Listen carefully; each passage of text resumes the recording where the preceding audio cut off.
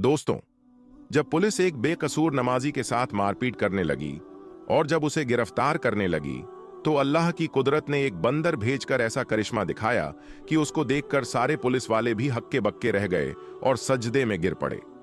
आज की इस वीडियो में हम आपको इसी वाकये को पूरी तफसील के साथ बताने वाले हैं, जिसको सुनकर यकीनन आप लोग भी हैरान और परेशान हो जाओगे और आप भी यह मानने पर मजबूर हो जाओगे कि वाकई में अल्लाह की कुदरत बहुत बड़ी है और अल्लाह अपने हर नेक बंदों की दुआ को जरूर सुनता है और उनकी दुख मुसीबत में मदद भी करता है। इसीलिए आज का यह वीडियो आप सभी के लिए बहुत ही खास है। आप इस वीडियो को आखिर तक जरूर देखें और अगर आपको अल्लाह की कुदरत पर मुकम्मल भरोसा है तो आप इस वीडियो को दिल से एक लाइक करें और कमेंट में अल्लाह हू अकबर लिखकर इसे शेयर भी कर दें, ताकि और भी लोगों के पास यह वीडियो पहुंच जाए। तो चलिए वीडियो शुरू करते हैं। दोस्तों, आज जो वाकया हम आपको यहां पर बताने वाले हैं, यह वाकया पंजाब का बताया जाता है। पंजाब में एक छोटा सा गांव है सरगोधा। इस गांव में एक मुसलमान लड़का रहता था जिसकी उम्र तकरीबन 30 साल के करीब थी। यह लड़का बहुत ही नेक और परहेजगार था, 5 वक्त का नमाजी था और हर नमाज को उसके सही वक्त पर ही अदा करता था और कोशिश करता कि वह हर नमाज को मस्जिद में जमात के साथ ही अदा करे। यही वजह थी कि इस लड़के का ज्यादातर वक्त मस्जिद में ही गुजरा करता था। और यही नहीं, जब यह लड़का नमाज से फारिग हो जाता तो उसके बाद यह कुछ वक्त के लिए मस्जिद के एक कोने में बैठ जाता और कुरान पाक की तिलावत भी करता था। और वह ऐसा हर नमाज के बाद में किया करता था, यानी कि हर नमाज के बाद वह थोड़ी देर कुरान पाक जरूर पढ़ता था। उसकी इस आदत के बारे में सभी नमाजियों को अच्छी तरह से मालूम था। उस नौजवान का इस्लाम से इतना ज्यादा लगाव देखकर सारे लोग उस पर न सिर्फ नाज करते बल्कि उसकी बहुत ज्यादा इज्जत भी किया करते थे। यह लड़का हर किसी से हुस्ने अखलाक के साथ पेश आता था और कोशिश करता कि उसकी वजह से कभी भी किसी का दिल न दुखे। और यही नहीं, वह हरदम यह भी कोशिश करता रहता कि वह किसी जरूरतमंद की मदद भी कर सके। इसी वजह से गांव के सारे लोग उसके अखलाक के दीवाने थे। लेकिन इसके दूसरी तरफ इस नौजवान का एक छोटा भाई था जो बहुत ही ज्यादा अय्याश किस्म का था। वह हर वक्त दुनिया के लालच में रहता था और हर वक्त पैसों के पीछे ही भागता रहता। फिर कुछ दिन गुजरे कि एक दिन अचानक इनके वालिद का इंतकाल हो गया। इस सदमे के बाद बड़ा भाई अंदर ही अंदर टूट गया, इसलिए फिर वह ज्यादा वक्त मस्जिद में ही गुजारने लगा था। वहीं दूसरी तरफ उसका छोटा भाई हर वक्त यह भी कोशिश करता रहता कि वह किसी न किसी तरह से अपने बड़े भाई की जमीन हड़प ले और उसकी जमीन को अपने नाम कर ले। यानी कि वह इस कोशिश में रहने लगा कि वह कैसे भी करके बाप की जमीन में से बड़े भाई का जो हिस्सा था वह अपने नाम करवा ले।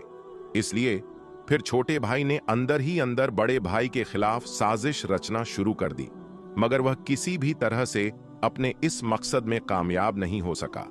दोस्तों, उसके बाद जब छोटे भाई की तमाम कोशिशें बेकार हो गईं, तो फिर एक दिन छोटे भाई ने सोचा कि क्यों ना वह इसके लिए अपने बड़े भाई की सबसे पसंदीदा चीज यानी कि मस्जिद का इस्तेमाल करे।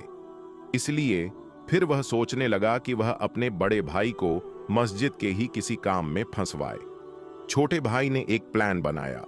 वह किसी न किसी तरह से अपने बड़े भाई को मस्जिद की चोरी में फंसा दे, जिससे वह मस्जिद में जाने से रुक जाए। और उसको यह भी मालूम था कि उसका बड़ा भाई 5 वक्त का नमाजी है और मस्जिद से बहुत ज्यादा लगाव भी रखता है, इसलिए वह मस्जिद के बगैर नहीं रह सकता। इसी वजह से फिर छोटे भाई ने सोचा कि अगर वह अपने बड़े भाई को मस्जिद में जाने से रोक देता है तो फिर वह उसके बदले में जमीन का मुतालबा कर सकता है और यकीनन बड़ा भाई नमाज और मस्जिद को अहमियत देते हुए उसको अपनी जमीन दे देगा। फिर छोटे भाई ने एक मंसूबा तैयार किया। जमीन हासिल करने के लालच ने छोटे भाई को अंधा कर दिया था, इसलिए फिर उस कमबख्त ने रात के अंधेरे में मस्जिद का कुछ कीमती सामान उठा लिया, यानी कि उसने मस्जिद में चोरी कर डाली।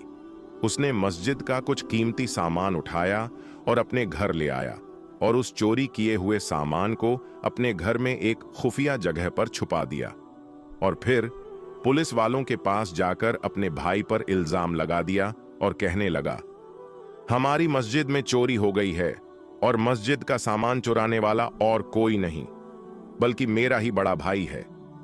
इधर दूसरी तरफ बेचारे बड़े भाई को इसके बारे में कुछ मालूम भी नहीं था। वह वैसे ही मस्जिद में जा रहा था और सच्चे दिल से अल्लाह की इबादत कर रहा था और वैसे ही अल्लाह के सामने गिड़गिड़ाकर दुआएं भी मांगता था। वह अपनी हर दुआ में कहता, अल्लाह मुझे हर मुश्किल से निजात दे, अगर मैं कभी किसी बड़ी मुसीबत में फंस जाऊं तो तू मेरी गैब से मदद फरमा। बड़ा भाई हर नमाज के बाद यह दुआ जरूर किया करता था।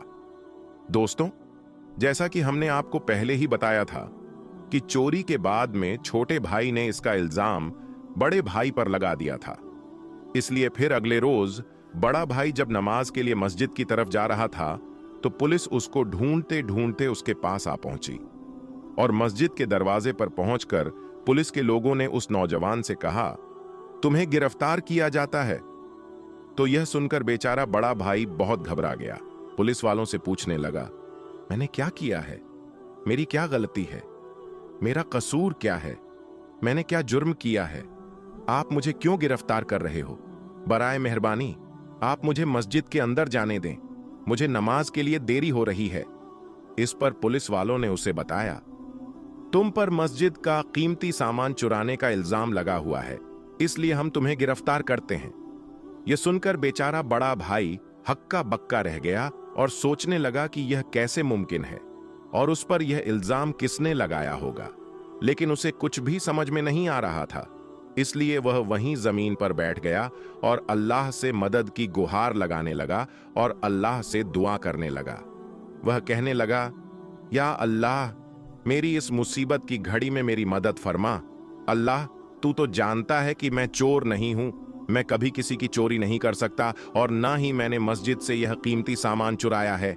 या अल्लाह अपनी कुदरत से कोई ऐसा करिश्मा दिखा कि सब लोग यह मानने पर मजबूर हो जाएं कि मैं बेकसूर हूं। दोस्तों, पुलिस को मस्जिद के दरवाजे पर देखकर आसपास के बहुत सारे लोग भी जमा हो गए और वे सब के सब पुलिस वालों से कहने लगे, इस लड़के को हम अच्छी तरह से जानते हैं, यह लड़का बेकसूर है क्योंकि यह लड़का 5 वक्त की नमाज पढ़ने के लिए इस मस्जिद में आता है और इस लड़के के अखलाक भी बहुत अच्छे हैं। इसीलिए हम सब गवाही देते हैं कि यह लड़का बहुत नेक है, यह कभी भी मस्जिद से चोरी नहीं कर सकता। इसलिए जिसने भी इस लड़के पर इल्जाम लगाया है वह सरासर झूठा है। मगर उन लोगों की यह गवाही सुनकर पुलिस के लोग नहीं माने और कहने लगे, हमको इस लड़के के खिलाफ पुख्ता सबूत मिला है, इसलिए हम इसको गिरफ्तार करेंगे। इतने में उस लड़के का छोटा भाई भी वहां पर आ पहुंचा और फिर वह अपने बड़े भाई को एक तरफ ले जाकर कहने लगा, यह सब मेरा किया धरा है, मैंने ही तुम पर यह इल्जाम लगाया है। अगर तुमको तुम्हारी इज्जत प्यारी है तो तुम अपनी सारी जमीन मेरे हवाले कर दो। तुम्हारे हिस्से में जो जमीन आई है वह मेरे नाम कर दो। मैं तुम्हारी इज्जत बचा लूंगा और तुम्हें जेल जाने से रोक दूंगा और मस्जिद का कीमती सामान जो मैंने छुपा रखा है उसे मैं पुलिस के हवाले कर दूंगा। यह सुनकर बड़े भाई को बड़ा दुख हुआ। वह समझ गया था कि यह सब उसके इस छोटे भाई ने किया है। दोस्तों, अभी वह छोटा भाई अपने बड़े भाई को यह सब बातें बता ही रहा था कि इतने में अल्लाह की कुदरत से कहीं से एक बंदर नमूदार हुआ। उसके एक हाथ में मस्जिद का वह कीमती सामान था जिसे छोटे भाई ने मस्जिद से चुराकर अपने घर में छुपाया था। यह देखते ही छोटे भाई के चेहरे का रंग उड़ गया। पुलिस वाले भी बंदर के हाथ में मस्जिद का चोरी हुआ सामान देखकर हैरान रह गए। उनको मालूम चल गया कि वो जिस लड़के को गिरफ्तार करने वाले थे वह तो बेकसूर है। फिर उस बंदर ने उन पुलिस वालों को साथ ले जाकर बता दिया कि उसने छोटे भाई के घर से ही सामान उठाया है।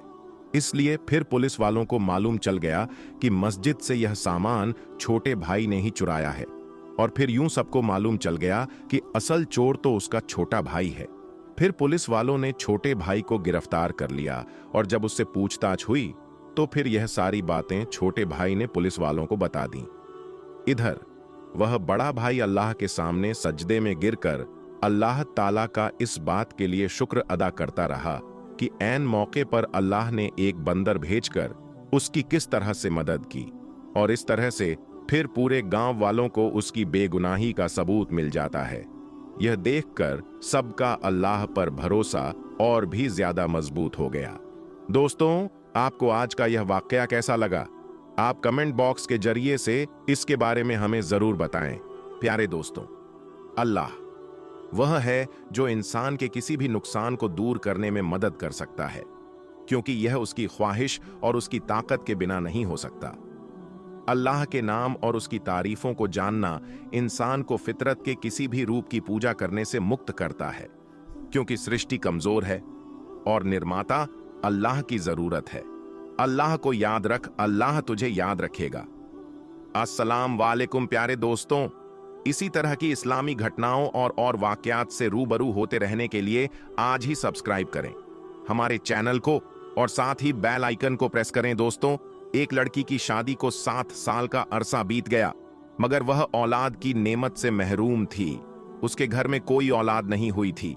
इसके खानदान और दोस्तों में जितनी भी इसके साथ की लड़कियां थीं, वह सब कोई 2, कोई 3 और कोई 4 बच्चों की मां बन चुकी थी। इस लड़की की बहुत हसरत थी कि अल्लाह इसकी भी गोद भर दे। यह लड़की किसी से कुछ नहीं कहती थी, लेकिन दिल ही दिल में अल्लाह से दुआ मांगा करती थी, या अल्लाह मुझे भी ये खुशियां दिखा दे। दोस्तों, इस लड़की की सारी सहेलियां, यहां तक कि इसके ससुराल में जितनी शादी इसके बाद हुई थी, वह सब साहिबे औलाद हो चुके थे।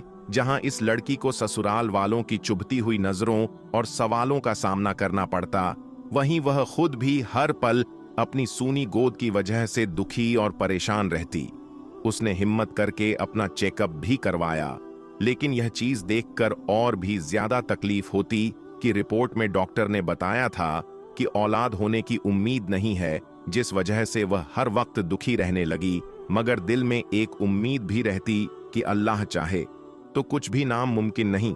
डॉक्टर की बात कभी भी तमी नहीं हो सकती, क्योंकि वह सिर्फ अपना अंदाजे और अपने तजुर्बे की बुनियाद पर कुछ कह सकते हैं, लेकिन हकीकी फैसला तो अल्लाह के पास है। लड़की का दिल अगर बहुत ज्यादा उदास होता तो वह छुप कर अपने कमरे में जी भरकर रो लेती थी। कोई भी इसकी तकलीफ को समझ नहीं पा रहा था कि वह औलाद ना होने की वजह से खुद कितनी तकलीफ से गुजर रही है। ससुराल वाले तो बातें बनाते ही थे, लेकिन रिश्तेदारों और पड़ोसियों की बातें जलती पर तेल का काम किया करती थीं, और उसकी सास कुछ बातें बाद में कर देती, जिन्हें सुनकर उसका दिल चाहता था कि वह मर जाए या उन लोगों से कहीं दूर चली जाए, क्योंकि उन लोगों की बातें दिन ब दिन ही चली जा रही थी। लेकिन उसे उम्मीद थी तो सिर्फ अल्लाह पाक से। वह हर नमाज में रो रोकर बस अल्लाह से एक ही फरियाद करने लग गई कि वह उसे औलाद की नेमत से नवाजे। जैसे जैसे लोगों के ताने बढ़ रहे थे, उसी तरह उसकी इबादत भी बढ़ रही थी। वह बस अल्लाह की रहमत की आस में थी कि कब उसकी दुआ कबूल होती है। वक्त गुजरने के साथ जबक देवरानी के यहाँ चौथे बच्चे ने जन्म लिया, तो इसकी सांस के तानों में और भी शिद्दत आ गई कि तू तो बांझ है, मेरा बेटा बे औलाद रहेगा। आखिर मेरे बेटे का कसूर क्या है जो ये बांझ पल्ले पड़ गई। एक दिन वह अपने देवर के बच्चे को गोद में लेकर प्यार कर रही थी कि न जाने उसके दिल में क्या हुआ कि वह बच्चे को वहीं पर लेटा कर अपने कमरे में आई और इतना रोई कि सब घर वाले जमा हो गए। उसके दिल की हालत समझे बिना ही सब यह सोचने लगे कि यह देवर के बच्चों से जलती है, हसद करती है, देवर के बच्चों से नफरत करती है, इसीलिए रोती है। मगर उन जाहिल को कौन समझता कि अल्लाह ताला ने तो उसे ऐसा दिल दिया ही नहीं जो किसी से जलने वाला हो। वह तो उन लोगों में से थी जो अपनी खुशियां भी किसी को दे दें, किसी और की झोली में डाल दें, जो अपने मुंह का निवाला दूसरों के मुंह में डाल दें। वह तो बच्चे को प्यार करते वक्त अपनी सूनी गोद से इस कदर दिल गिरफ्तार हुई थी कि खुद पर काबू ना रख सकी, और आज उसके आंसू भी सारे बांध तोड़कर बहने लगे। बस उसका एक शौहर था जिसने उसे कभी ताना नहीं मारा था। उसका शौहर उससे दिलो जान से प्यार करता था। वह उसकी ख्वाहिश को समझ सकता था, लेकिन वह क्या करता? इसके हाथ में तो कुछ भी नहीं था। एक दिन किसी ने कहा कि अपने शौहर के भी टेस्ट करवाओ। पहले तो इस बात पर बहुत हंगामा हुआ, लेकिन फिर बाद में उसके शौहर ने कहा कि टेस्ट करवाने में आखिर क्या हर्ज है। उसके शौहर का टेस्ट करवाया गया। जब रिपोर्ट सामने आई तो वह ठीक थी। फिर तो घर में एक तूफान आ गया। सब कहने लगे कि अब इस लड़की को फारिग करो, हम तुम्हारी दूसरी शादी करेंगे। लेकिन उसका शौहर किसी भी सूरत उसे तलाक देने को तैयार ना था। शौहर की मोहब्बत में एक जर्रा भर भी कमी नहीं आई थी, बल्कि वह इसकी दिलजोई इस अंदाज में करता कि अगर अल्लाह ताला को मंजूर होगा तो हमें औलाद जरूर होगी, और अगर अल्लाह ताला को मंजूर ही नहीं तो हम इस पर भी शुक्रगुजार हैं। इसने अपने शौहर से कहा कि आप दूसरी शादी कर लो, मगर वह अपनी बीवी से बहुत प्यार करता था, इसीलिए किसी भी सूरत नहीं माना, यानी दूसरी शादी करने को तैयार ना हुआ। एक दिन इसकी सास ने बहुत लान तान की, यहां तक कह दिया कि तुम चाहती ही नहीं कि हमारे घर खुशियां आए, मेरे बेटे का भी कोई वारिस हो, तुम बदअज़ ही नहीं बद दिमाग भी हो। सास की जली कटी बातें सुनकर यह बहुत परेशान हुई और उसने वजू किया और नमाज के लिए खड़ी हो गई। जब दुआ के लिए हाथ उठाए तो ऐसी रक्कतारी हुई कि कुछ ना बोला जाए, वह कुछ नहीं बोल पा रही थी। फिर सजदे में गिरकर अल्लाह ताला से फरियाद करने लगी, या अल्लाह, अगर तूने मुझे बे औलाद रखना है तो तूने मुझे इस दुनिया में औरत के रूप में क्यों भेजा? औरत तो पूरी ही औलाद से होती है, तो फिर मेरे वजूद को अधूरा क्यों रखा? या अल्लाह, सारी दुनिया के डॉक्टर चाहे जो मर्जी कहते रहे, मुझे बस तेरा ही आसरा है। या अल्लाह, मेरी वजह से मेरे शौहर को तकलीफ और इस मुश्किल से ना गुजार। या अल्लाह, तू हर चीज पर कादिर है। वह औरत सजदे में और भी दुआ मांगती रही। या अल्लाह, तुझे तेरे हबीब हजरत मोहम्मद मुस्तफ़ा सल्लल्लाहु ताला अलैहि व आलिहि वसल्लम की प्यारी जुल्फों का वास्ता मुझे औलाद की नेमत से माला माल कर दे। उस रात सजदे में रो रो कर उसने ऐसी फरियाद की कि उसकी आहों पुकार सुनकर कायनात की हर चीज शायद उसकी सिफारिश बन गई और अल्लाह पर उसका भरोसा जीत गया। और फिर चंद हफ्तों के बाद वह हुआ जिसकी किसी को भी उम्मीद ना थी। डॉक्टर बार बार उसकी रिपोर्ट देख रहे थे। फिर उसकी जिंदगी की नबील सुनाई गई कि वह मां बनने वाली है। यह सुनते ही उसने बिना किसी की परवाह किए वह अस्पताल के फर्श पर ही सजदा रेज हो गई और अल्लाह ताला का शुक्र अदा किया। या अल्लाह, तेरा शुक्र है, तेरा कर्म है मुझ गुनहगार की, तूने सुन ली। तो दोस्तों, चाहे कुछ भी हो जाए, कभी भी किसी भी हालत में मायूस नहीं होना चाहिए। बेशक अल्लाह ताला जो चाहे वह कर सकता है। लोग कुछ भी कहें, बस अल्लाह ताला पर मुकम्मल भरोसा रखें, ना कभी किसी का बुरा सोचे, ना बुरा करें। दिल की जमीन को हमेशा पाक रखें। प्यारे दोस्तों, एक दूसरे के लिए दुआएं मांगना बहुत अच्छा और बेहतरीन अमल है, इसीलिए एक दूसरे के लिए दुआएं मांगा करें। एक शहर में एक छोर रहता था जो अपने काम में बड़ा ही माहिर था। वह किसी भी जगह चोरी करने के लिए पहुंच जाया करता था। चोरी उसकी आदत बन चुकी थी। एक दिन वह चोरी करने के लिए किसी तरह बादशाह के महल में पहुंच गया और कीमती चीजें चुराने के लिए पसंद करने लगा। इसी दौरान महल के मुख्तलिफ कमरों में गया। चलते चलते जब वह एक कमरे के पास पहुंचा तो उसे अंदर से बादशाह और मल्लिका की आवाजें सुनाई दी, जो आपस में बातचीत कर रहे थे। चोर दरवाजे से कान लगाकर उनकी बातें सुन रहा था। बादशाह अपनी बीवी से कह रहा था कि हमारी एक ही बेटी है और मेरी ख्वाहिश है कि मैं अपनी बेटी की शादी किसी ऐसे शख्स से करूं जो बहुत ही परहेजगार, इबादत गुजार और नेक हो, जो लोगों के काम आता हो, लोगों के दुख दर्द में शरीक होता हो और किसी को तकलीफ ना पहुंचाता हो। बादशाह अपनी बीवी से बातें कर रहा था और बाहर दरवाजे के साथ कान लगाकर चोर उनकी सारी बातें सुन रहा था।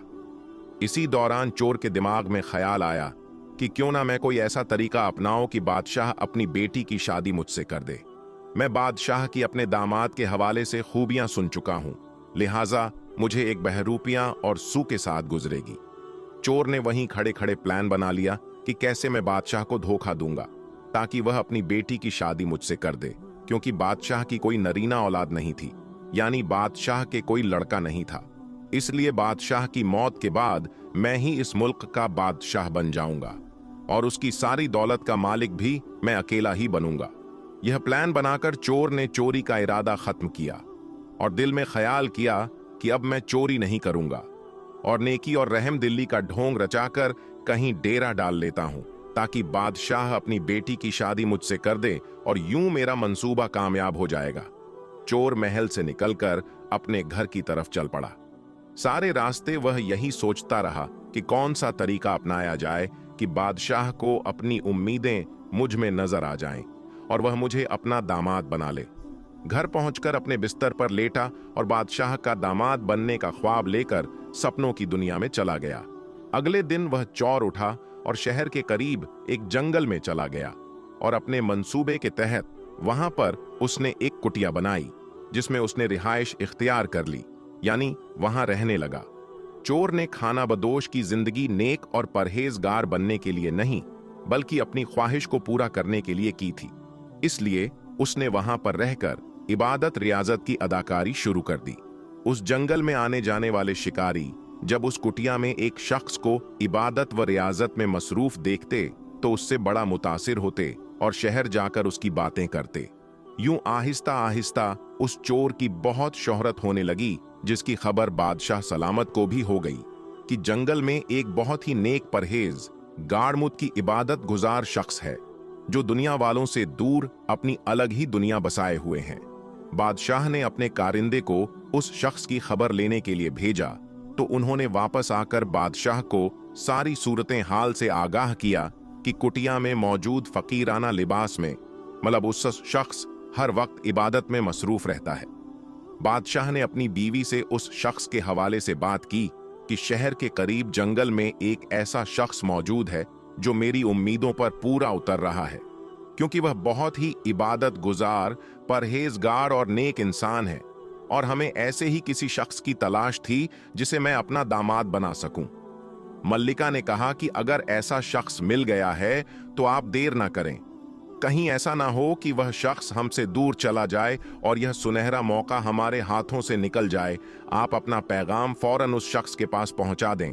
अगले दिन बादशाह ने वजीर को बुलाया और उसे अपनी ख्वाहिश के हवाले से बताया कि मैं चाहता हूं कि मेरी बेटी की शादी किसी ऐसे शख्स से हो जो कि परहेजगार, नेक और इबादत गुजार और खिदमत खल्क का जज्बा रखता हो और मेरे बाद बादशाहत के काम अच्छी तरीके से अंजाम दे सके। अब मुझे एक ऐसा शख्स मिल गया है, इसलिए तुम उसके पास जाओ और मेरा पैगाम उस तक पहुंचा दो। बादशाह के हिदायत के मुताबिक वजीर जंगल की तरफ रवाना हो गया। कुटिया में पहुंचकर उसने चोर को देखा जो एक परहेजगार और नेक बंदे का बहरूप धारे बैठा हुआ था। वजीर काफी देर तक उसे इबादत में मग्न देखता रहा। काफी देर बाद चोर ने आने की वजह पूछी तो वजीर बोला कि मैं आपके पास बादशाह सलामत का एक पैगाम लेकर आया हूं। बादशाह की एक ही बेटी है जिसकी शादी वह किसी नेक परहेजगार इंसान के साथ करना चाहता है जो दिन रात तकवा और परहेजगारी में मसरूफ रहता हो, इबादत करता हो, लोगों का भला चाहता हो।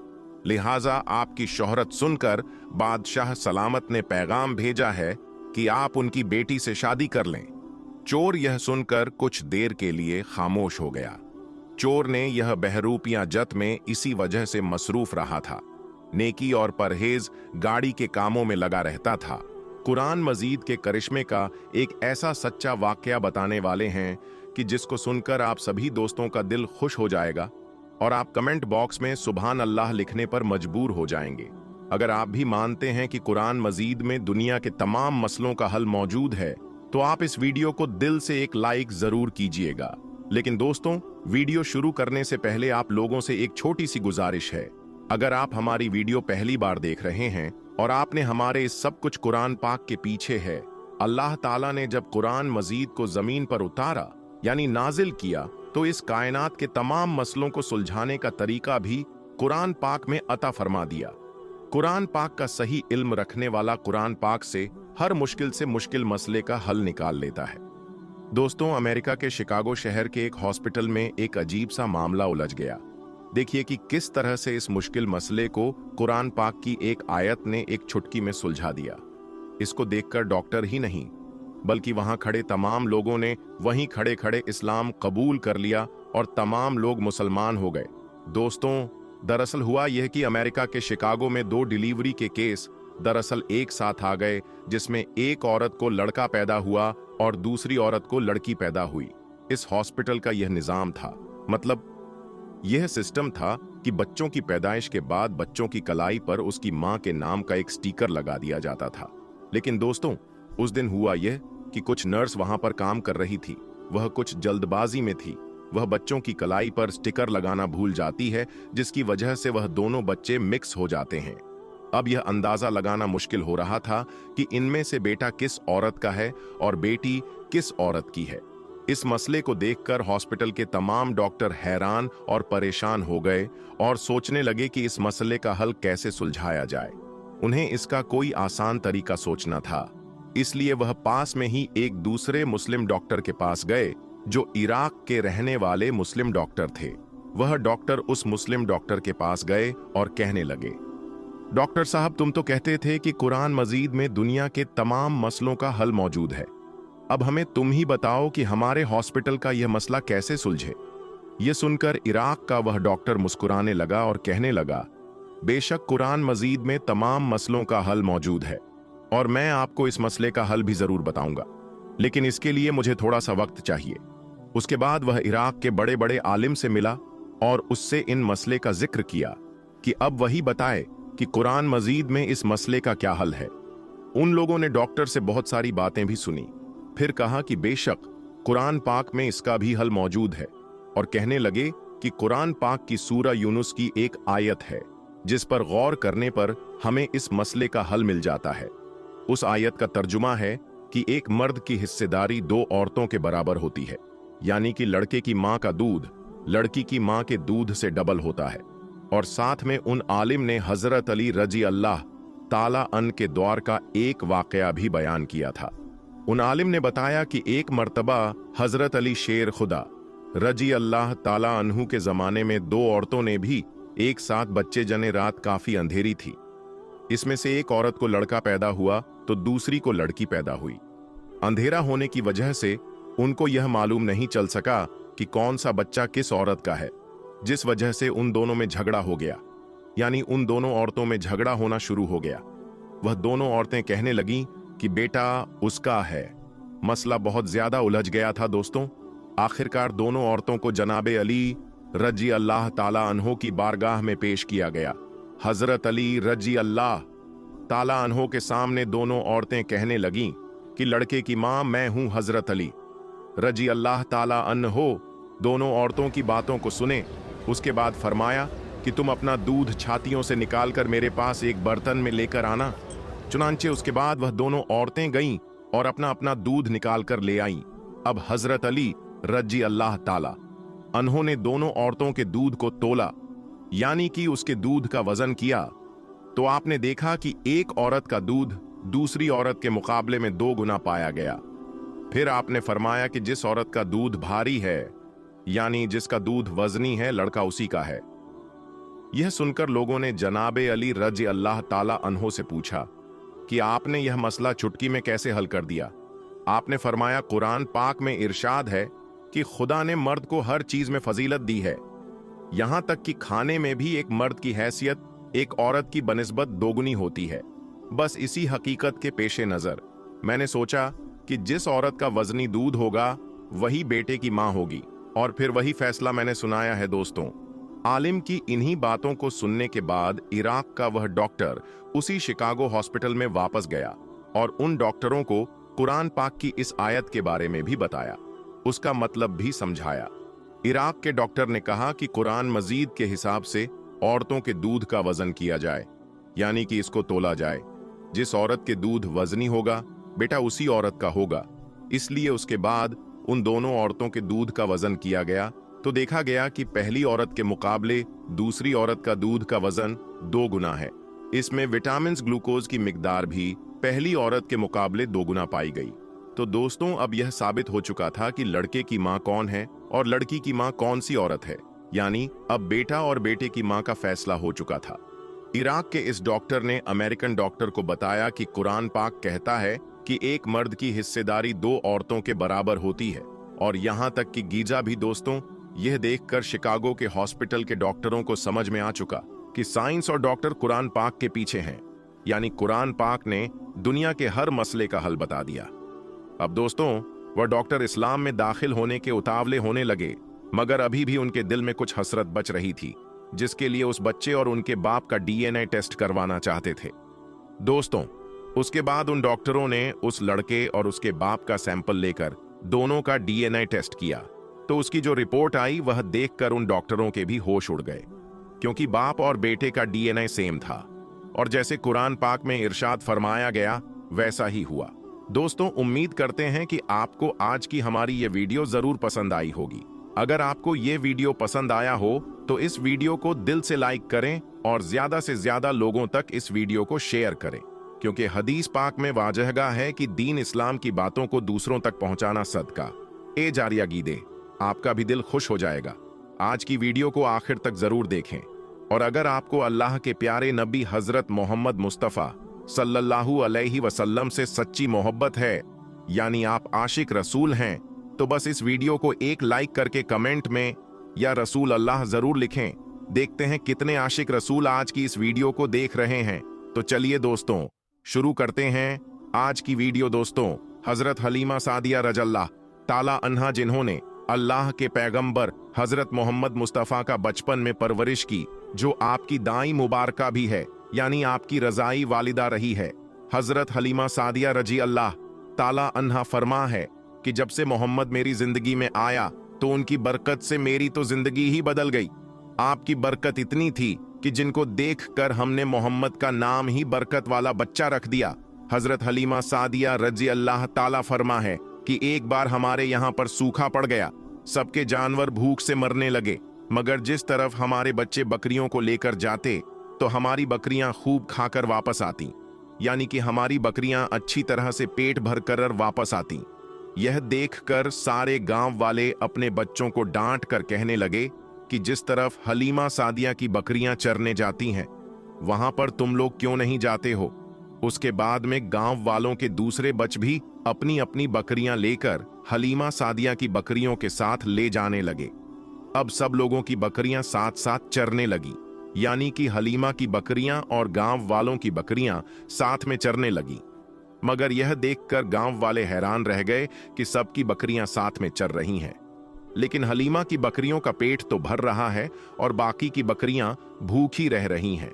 यह देखकर हलीमा सादिया कहती हैं, यह सब बरकत अमीना के लाल की है, यह सारी बरकत इस मोहम्मद की है।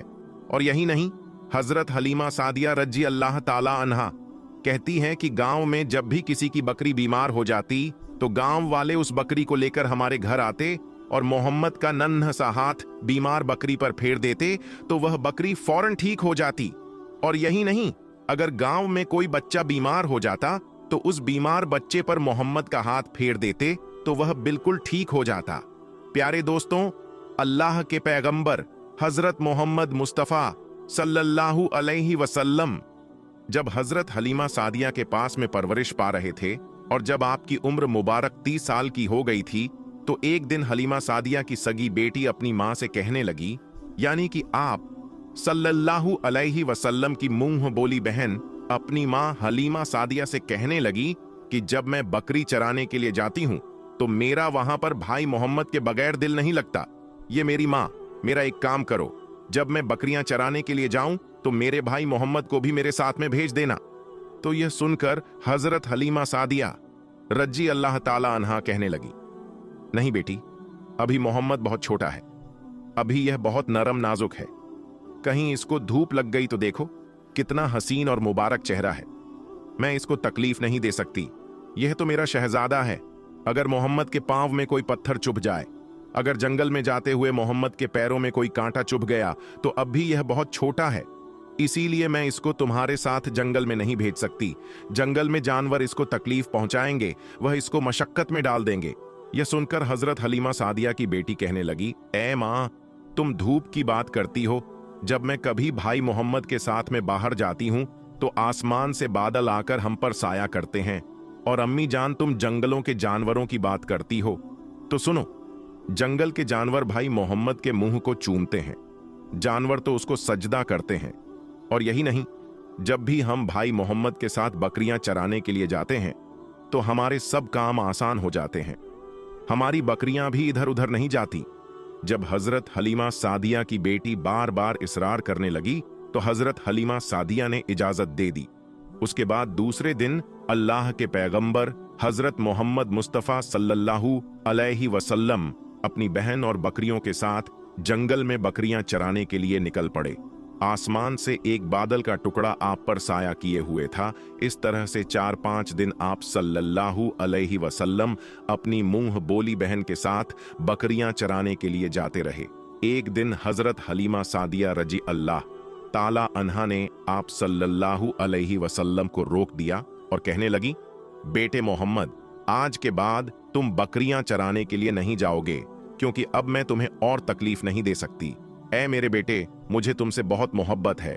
एक तो मुझे तुम्हारी यह दूरी बर्दाश्त नहीं होती, और दूसरी बात, तुम मेरे पास बहुत ही अजीज अमानत हो। इसीलिए आज से तुम बकरियां चराने के लिए नहीं जाओगे, तुम अब घर में ही रहोगे। इस तरह हजरत हलीमा सादिया ने पैगंबर हजरत मोहम्मद मुस्तफ़ा सल्लल्लाहु अलैहि वसल्लम को बकरियां चराने से रोक दी।